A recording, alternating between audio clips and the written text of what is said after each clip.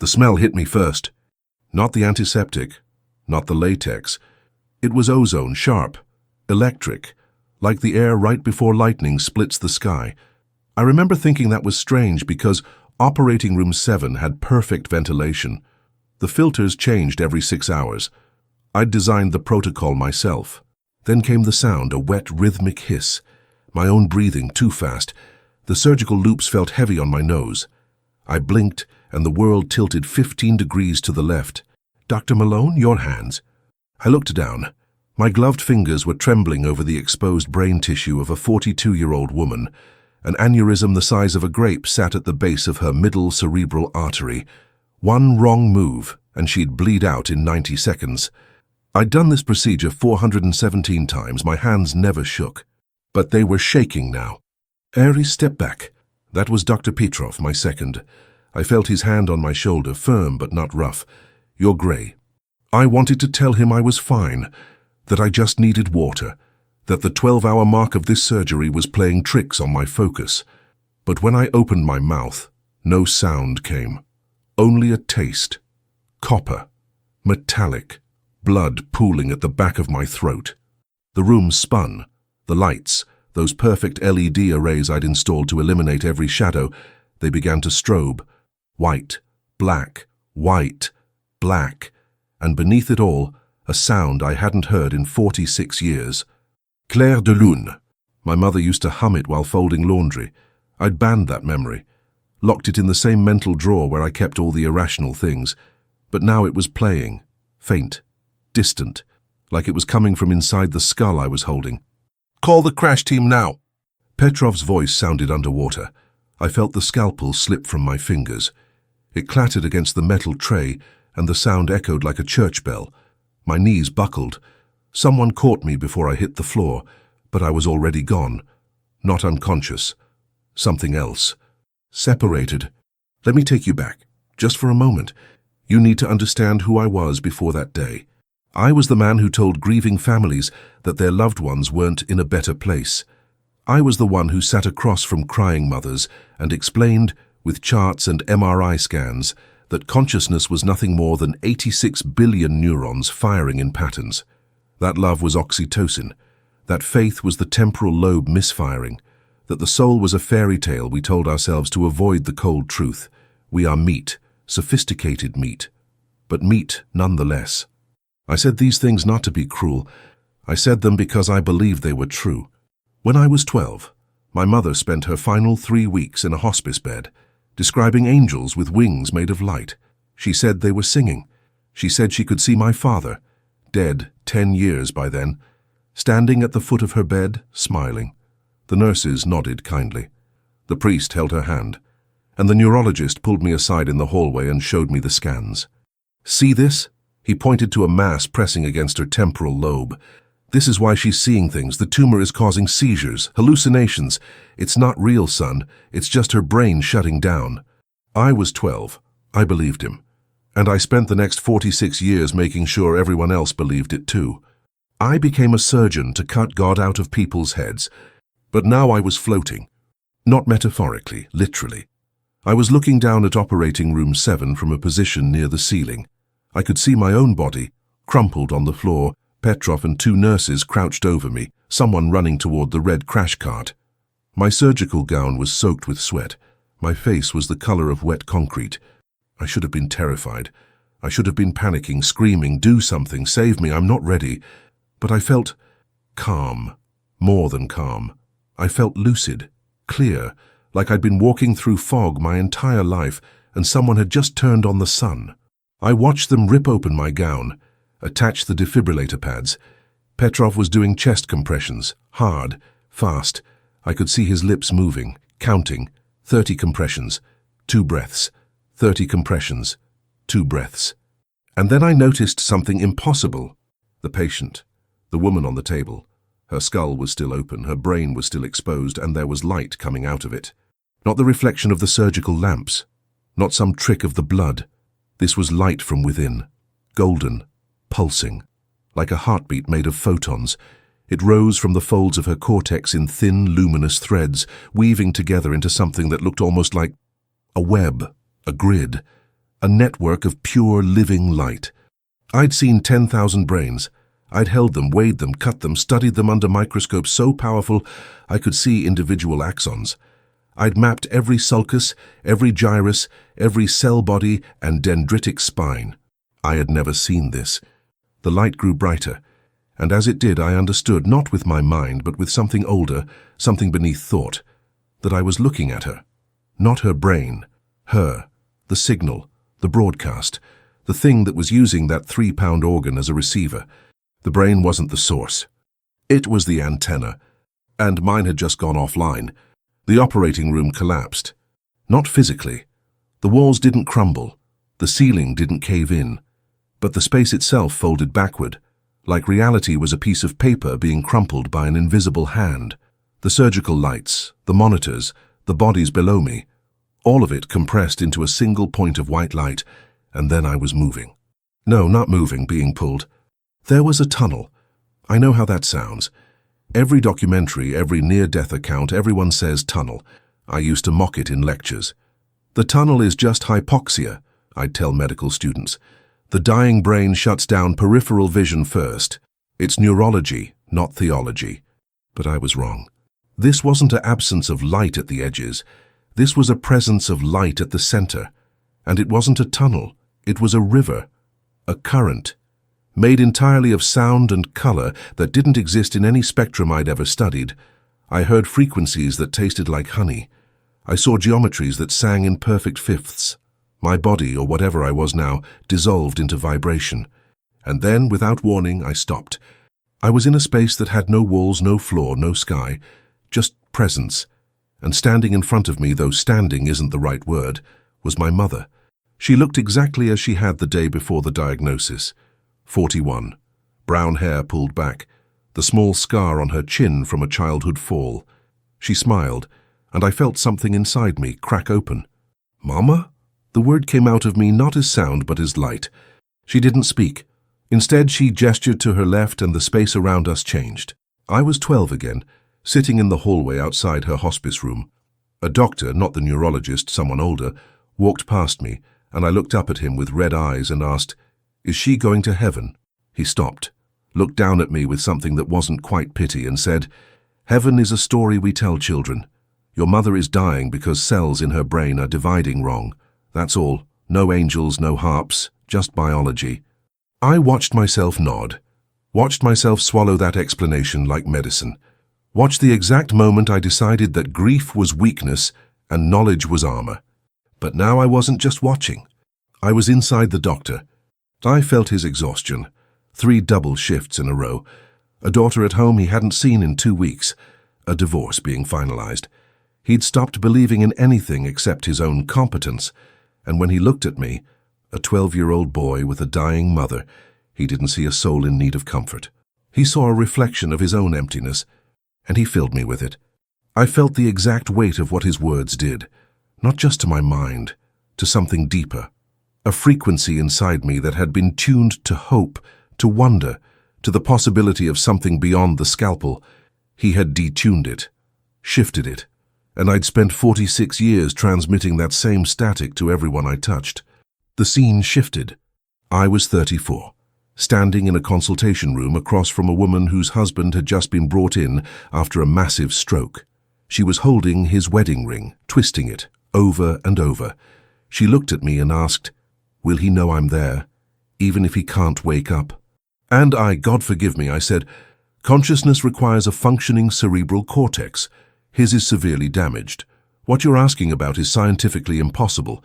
He's not in there. He's a body on life support." I watched her face collapse, watched her stop visiting after 3 days, watched her sign the papers to withdraw care. But now I was inside her husband. He was there, a single point of awareness trapped inside a body that wouldn't respond. He'd heard everything, felt everything, the warmth of her hand on his, the exact moment she stopped believing he could hear her, the hollow silence after she left. He'd died alone, not because his brain was broken, because I'd convinced her his antenna was disconnected. The scenes came faster now, hundreds of them. Every patient I'd dismissed, every family I'd educated out of their irrational hope, Every time I'd used my credentials as a weapon against the possibility of mystery. And I felt all of it. Every tear, every silent scream, every moment of despair I'd caused with my certainty. I wasn't being punished. This wasn't judgment, this was education. I was learning what I'd actually been doing for 30 years, not saving lives, severing signals. And then my mother took my hand, or the memory of a hand, and the space opened up. I saw it. The grid. Imagine a web made of light, not fiber optic cables, not electricity, pure information. Stretching in every direction, infinite, interconnected. Every thread was a consciousness. Every node was a life. And they were all vibrating, all transmitting, all receiving. I saw Earth spinning below or above, directions had no meaning, and I saw billions of threads descending into it, into bodies, into brains, each one a different frequency, each one broadcasting a unique signal back to the grid. And I understood. The brain doesn't create consciousness. It receives it. Like a radio doesn't create the music. It just translates the signal into sound. Every neuron, every synapse, every fold of gray matter. It's a crystalline receiver tuned to one specific frequency in the infinite spectrum of the universal mind. When I cut into brains, I wasn't touching thoughts. I was repairing damaged antennas. And when people died, their signal didn't stop. It just stopped broadcasting through that particular receiver. The consciousness, the them, returned here, to the grid, to the source, to home. My mother's voice came then, not in words, in pure knowing. You were never destroying God, Aris. You were fixing the instruments of his orchestra, but you forgot to listen to the music. I wanted to stay. I wanted to dissolve into that grid and never leave. Every question I'd ever had was answered here. Every wound was healed. Every lonely night. Every failed marriage. Every cold apartment. Every moment I'd chosen intellect over love. It all made sense now. But then I felt the pull. Backward, downward. The grid began to fade. No, I tried to resist. Please, I'm not ready. I don't want to go back. My mother smiled, sad, knowing. You have antennas to fix, my love, and this time, listen to what they're playing. The pain was immediate. Imagine being infinite, then being forced back into a box. A wet, heavy, screaming box. That's what re-entry felt like.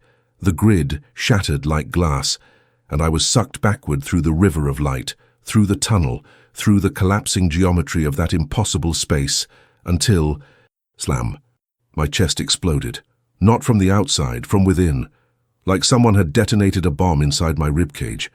I gasped, and the air tasted like rust and failure.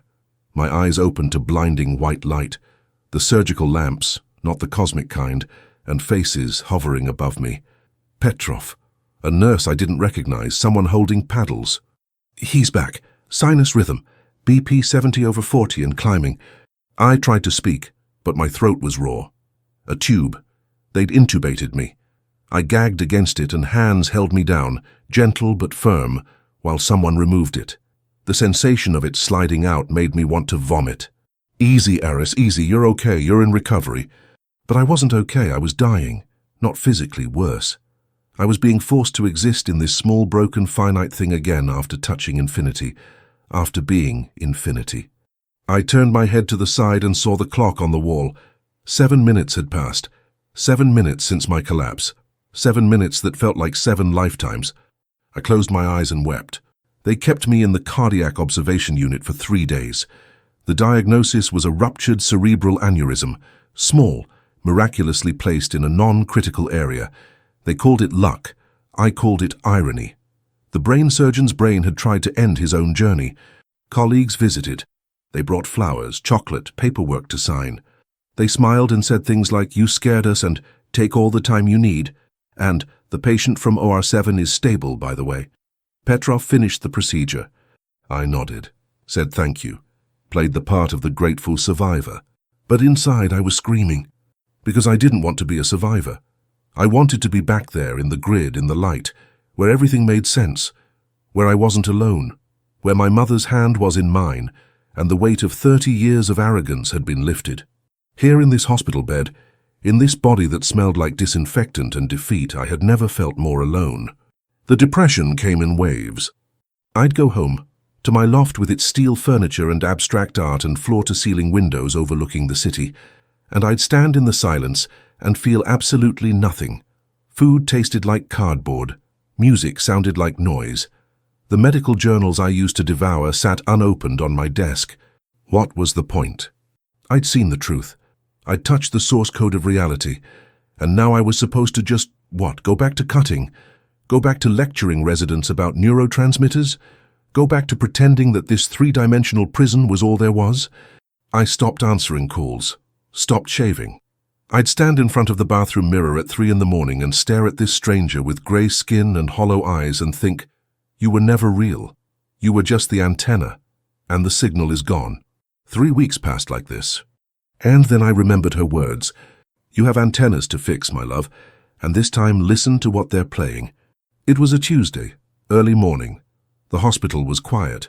I walked through the corridors in my civilian clothes, jeans, a sweater, hands shoved in my pockets, until I found myself standing outside a door I'd passed 10,000 times but never entered.